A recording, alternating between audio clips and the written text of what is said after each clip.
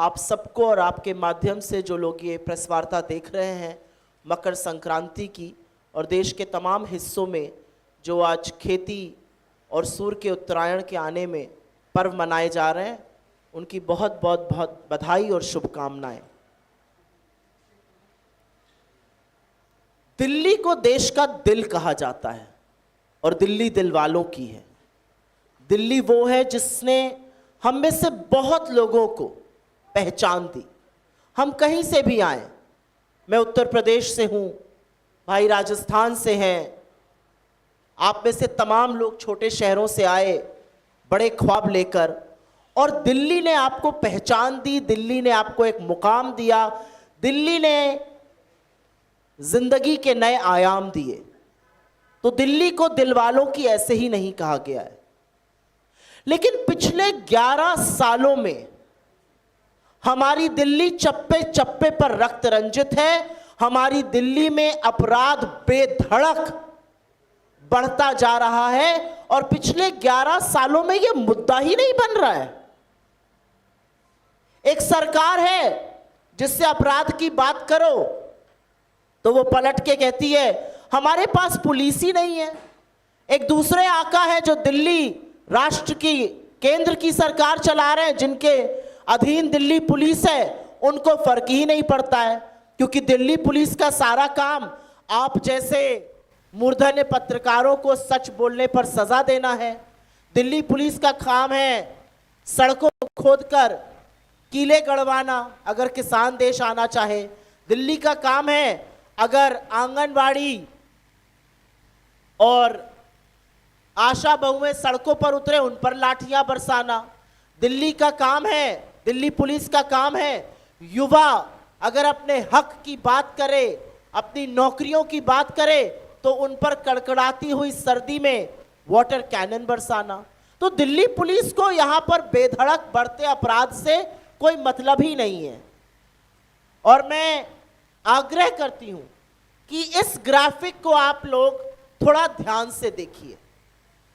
ये 2014 से शुरू होकर 2022 में क्या क्या क्राइम और किस तरह कदर अपराध बढ़ा दिल्ली में, उसका ब्यौरा देता है। जिस 2013 का मैंने जिक्र इसमें नहीं किया है, मौखिक रूप से आपको बता देती हूं, 80,000 क्राइम दिल्ली में होते थे सालाना, और वो चौगुना बढ़कर 3,20,000 हो गए। और मफलर बांधकर, खासकर सहानुभूति के बल पर सत्ता में आए लोग चुप रहे, उन्होंने कुछ नहीं कहा।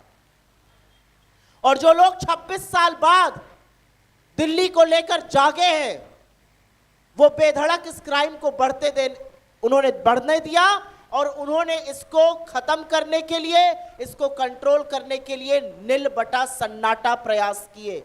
80,000 वार्षिक क्राइम 3,20,000 पर पहुंच गए। और अब मैं अनुरोध करती हूं कि आपको अगला ग्राफिक दिखाया जाए। मेरे साथ मंच पर 2 महिलाएं हैं, पत्रकार बंधुओं हैं यहां पे। यह है घटनाएं दिल्ली की, पढ़ लीजिए इन घटनाओं को।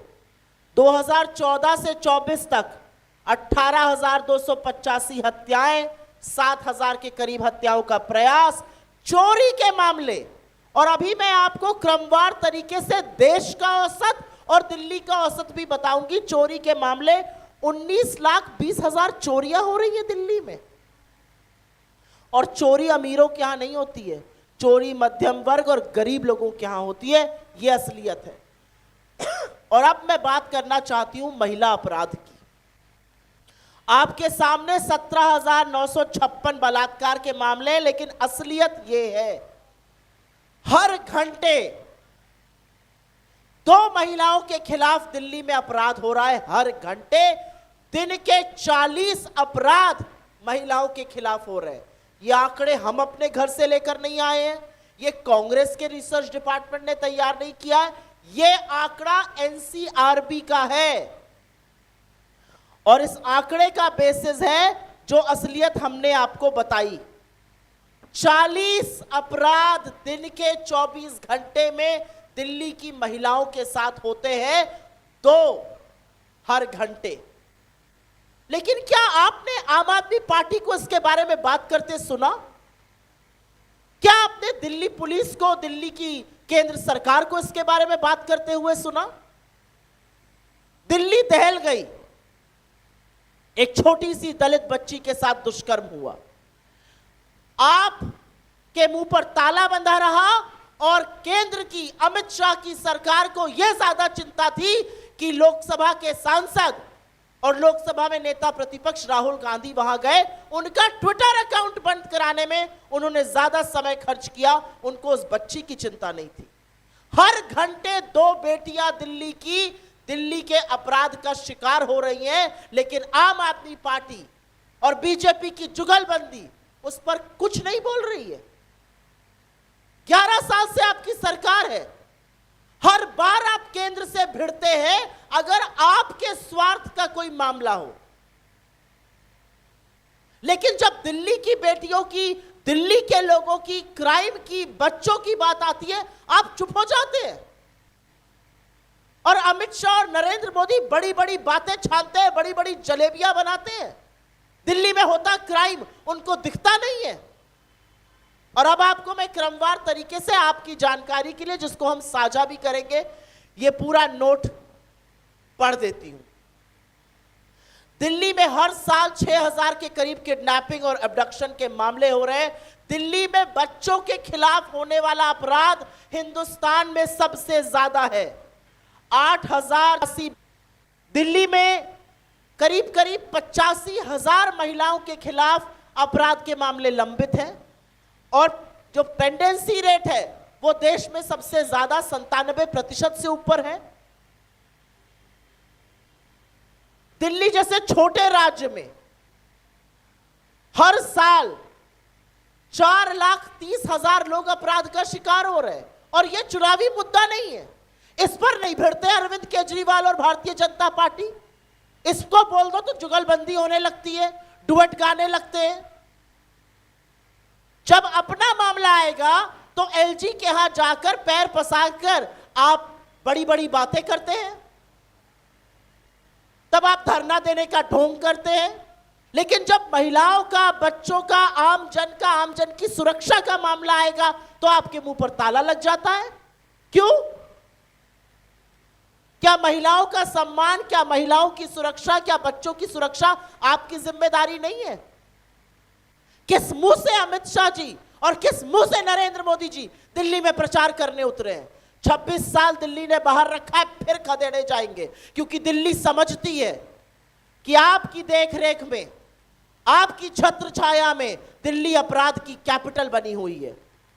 विश्व में, पूरे विश्व में दिल्ली में जो क्राइम रेट है वो 14241, 1424, जो विश्व में सबसे अधिक है। जो क्राइम रेट विश्व का औसतन 258 है, दिल्ली का 1400 से ऊपर है। इसके लिए कौन जिम्मेदार है? इसके लिए आप और बीजेपी दोनों जिम्मेदार हैं। और इससे पहले कि आम आदमी पार्टी ये रोना रोए, क्योंकि रोना रोने की आदत है कि हम क्या करें, हमारे पास तो पुलिस नहीं है। अरे बगल के पंजाब में आपको पुलिस और प्रशासन दोनों मिला है, क्या हाल कर दिया आपने पंजाब का। असलियत यह है कि पंजाब के थानों में आज बम चल रहा है। असलियत यह है कि पंजाब की सुरक्षा व्यवस्था, कानून व्यवस्था पूरी तरह से ध्वस्त कर दी है। और जो लोग दिल्ली में वापस लौटने का दावा कर रहे हैं, जिनको 26 साल तक बाहर रखा गया है, उनका लेखा जोखा, उनकी कलई मैंने ऑलरेडी खोल दी है। अमित शाह जी को यह ज्यादा चिंता है कि एक 21 साल की लड़की किसी चीज पर बोल दे तो उसको दिल्ली पुलिस पकड़ने बेंगलोर पहुंच जाती है। लेकिन अमित शाह को यह चिंता नहीं है कि दिल्ली की हर महिला आशंकित है, आतंकित है, परेशान है, मैं घर से निकलूं मेरे साथ कुछ हो ना जाए। इसका जवाब कौन देगा? किसकी जवाबदेही है दिल्ली को लेकर? आज सवाल यह पूछा जाएगा। बड़े बड़े इश्यूज लेकर आते हैं, सारे इश्यूज जो उनके अपने हैं, स्वार्थ निहित, जिसमें अरविंद केजरीवाल जी का महिमा मंडल हो, जिसमें बीजेपी का महिमा मंडल हो, इसी बिस पर भिड़े रहते हैं। अरे दिल्ली समझ रही है, दिल्ली समझ रही है कि मुद्दों की राजनीति से आप कोसों दूर हैं। आप फर्जी वादे करते जाइए। दिल्ली पूछना चाहती है 11 साल में क्यों नहीं कर दिया ये सब। दिल्ली पूछना चाहती है हमारी सुरक्षा पर सवाल क्यों नहीं उठाया। और एक अंतिम बात कहकर अपनी बात समाप्त करती हूं। 2012 में आप ही की तरह पत्रकार थी और पूरी निर्भीकता से ये जानते हुए कि केंद्र और दिल्ली की सरकार हर वो कदम उठा रही है जो निर्भया के अपराधियों के खिलाफ उठाना चाहिए, ये जानते हुए कि रात को 2:30 बजे जब निर्भया इलाज के लिए सिंगापुर जा रही थी तो टारमैक पर इस देश के प्रधानमंत्री, दिल्ली की मुख्यमंत्री और सोनिया जी मौजूद थे। ये जानते हुए कि जब दुर्भाग्यवश उसकी मौत हो गई और उसका शरीर, पार्थिव शरीर देश लाया गया तो रात के 1:30 बजे इस देश के प्रधानमंत्री ने, दिल्ली की मुख्यमंत्री ने और सोनिया जी ने वहां पर खड़े होकर उनके परिवार के साथ ढांढस बंधाया। यह जानते हुए कि राहुल गांधी जी ने निर्भया के भाई का भरण पोषण का भार उठाया और कभी मीडिया में स्टोरी प्लांट नहीं करी कि उनका महिमा मंडन हो। यह सच भी तब सामने आने दिया गया जब निर्भया की मां ने खुद इस पर बोला कि मेरा बेटा पायलट आज राहुल गांधी की वजह से बना है। यह जानते हुए, यह सब जानते हुए एक पत्रकार होते हुए दिल्ली के इंडिया गेट पर खड़े होकर पत्रकारिता करी, सवाल पूछे, लेकिन कभी देशद्रोह का मुकदमा नहीं लगा हमारे सामने।